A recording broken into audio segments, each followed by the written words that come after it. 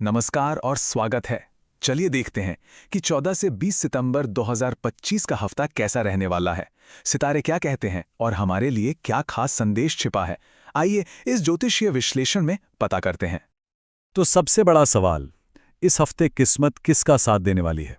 हम सिर्फ एक एक राशि की बात नहीं करेंगे, बल्कि पूरे हफ्ते की जो ओवरऑल एनर्जी है उसे समझने की कोशिश करेंगे। मतलब मौके कहाँ हैं और कहाँ थोड़ा संभल कर चलना है। तो चलिए शुरू करते हैं। सबसे पहले बात करते हैं अच्छी चीजों की। इस हफ्ते की पॉजिटिव वाइब्स क्या हैं? वो कौन सी शुभ ऊर्जा है जो कई राशियों को महसूस होने वाली है? इस हफ्ते की शुभ ऊर्जा को देखें तो 4 खास बातें सामने आती हैं।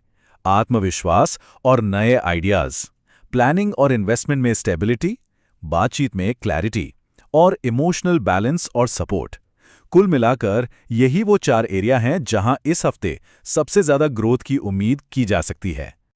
अब ये जो कॉन्फिडेंस में उछाल है ना, ये कुछ राशियों के लिए बहुत खास रहने वाला है।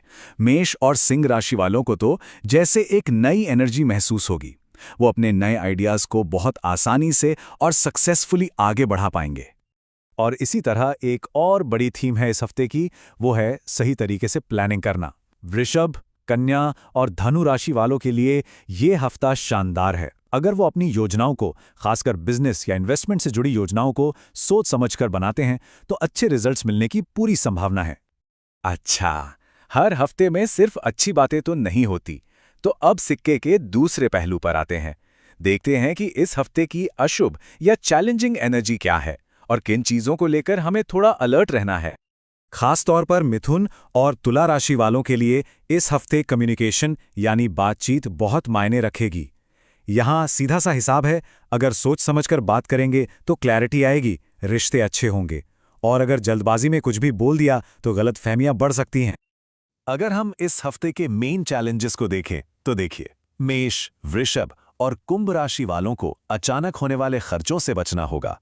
वहीं कर्क, कन्या, मकर और मीन राशि वालों को थोड़ी मेंटल थकान महसूस हो सकती है, शायद बहुत ज्यादा सोचने की वजह से। और सिंह और धनु राशि वालों को सलाह है कि कोई भी फैसला जल्दबाजी में न लें। तो ठीक है, हमने मौके भी देख लिए और चुनौतियां भी। अब सवाल ये उठता है कि इसका समाधान क्या है? वो कौन से उपाय हैं जो सभी के लिए इस हफ्ते को सफल और शांत बनाने में मदद कर सकते हैं? देखिए, सभी 12 राशियों के लिए जो सलाह है उसे हम 3 सिंपल स्टेप्स में समझ सकते हैं। पहला है फाइनेंशियल डिसिप्लिन, एक बजट बनाकर चलें और बिना सोचे समझे खर्च करने से बचें। दूसरा, मेंटल पीस, ध्यान करें, प्राणायाम करें या कोई भी ऐसी एक्टिविटी करें जो मन को शांत रखे। और तीसरा, एक बैलेंस्ड रूटीन, काम और आराम के बीच एक अच्छा संतुलन बनाना बहुत जरूरी है। जैसा कि हमने कहा, मेंटल पीस इस हफ्ते एक बहुत बड़ा थीम है और इसे पाने के लिए बहुत कुछ करने की जरूरत नहीं है। रोज थोड़ा ध्यान करना, कुछ सांस लेने वाले व्यायाम यानी प्राणायाम या फिर जर्नलिंग करना, मतलब अपने विचार लिखना, ये छोटी छोटी चीजें भी मन को शांत रखने में बहुत मदद करेंगी। तो चलिए अब हम अपने आखिरी सेक्शन पर आते हैं। इन सारी बातों को मिलाकर देखें तो इस हफ्ते का जो सबसे बड़ा और जरूरी संदेश है वो क्या है? तो पूरे विश्लेषण का जो निचोड़ है वो इस एक लाइन में है, योजना बनाकर और सोच समझकर कार्य करना ज्यादा फायदेमंद रहेगा।